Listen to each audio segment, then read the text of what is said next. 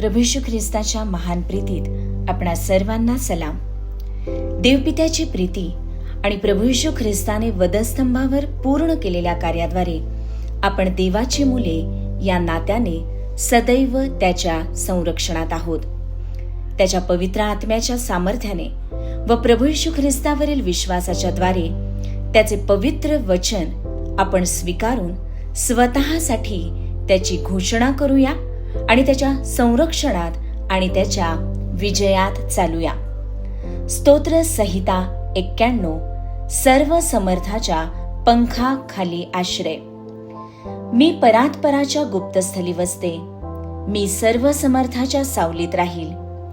परमेश्वराला मी माझा आश्रय, माझा दुर्ग असे म्हणते.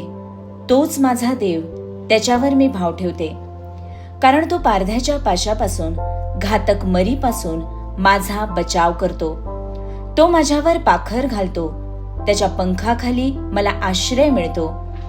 त्याचे सत्य मला ढाल व कवच आहे. रात्रीचे समेचे भय, दिवसा सुटणारा बाण, काळोखात फिरणारी मरी, भर दुपारी नाश करणारी पटकी, यांची मला भीती वाटत नाही. माझ्या बाजूस सहस्त्रावधी पडले, माझ्या उजव्या हातास लक्षावधी पडले, तरी ती मला भिडणार नाही.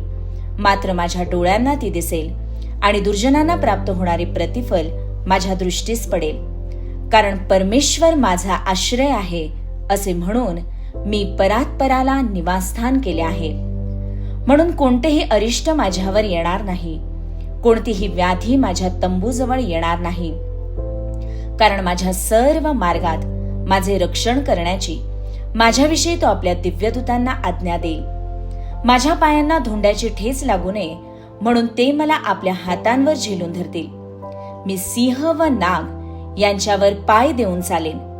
तरुण सिंह व अजगर यांना तुडवीत चालेन. त्याच्यावर माझे प्रेम आहे म्हणून तो मला मुक्त करील. मला त्याच्या नावाची जाणीव आहे म्हणून तो मला उच्चस्थळी सुरक्षित ठेवील. मी त्याचा धावा करील तेव्हा तो मला उत्तर देईल. संकट समयी तो माझ्याजवळ राहील. तो मला मुक्त करील, तो मला गौरव देईल. त्याने मला दीर्घायुष्य देऊन तृप्त केले आहे. त्याने सिद्ध केलेल्या तारणाचा अनुभव त्याने मला घडवला आहे. खरोखर आज आपण त्याच्या विसाव्यात, त्याच्या संरक्षणात आणि त्याच्या सहवासात सदा सर्व काळ असावे यासाठी आपलं पाचारण झालेलं आहे. आपल्याला बोलवण्यात आलेलं आहे. म्हणून त्याच्या विसाव्यात, त्याच्या संरक्षणात आणि त्याच्या सहवासात सदैव राहण्यासाठी आपण स्वतःला समर्पित करूया. परमेश्वर ही वचने आपल्यासाठी आशीर्वादित करो. आमेन.